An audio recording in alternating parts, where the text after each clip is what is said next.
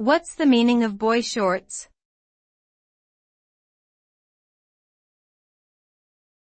Boy shorts.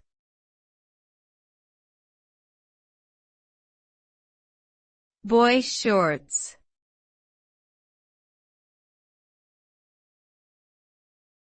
Boy shorts.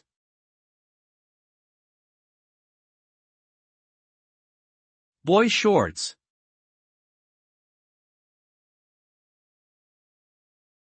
Boy shorts are a type of underwear that are designed to resemble men's shorts.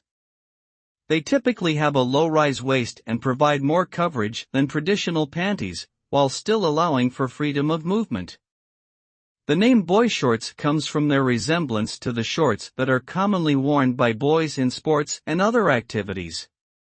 They are popular among women who want a comfortable and practical alternative to traditional panties or thongs. Boy shorts can be made from a variety of materials, including cotton, lace, and spandex, and come in many different colors and patterns to suit different tastes.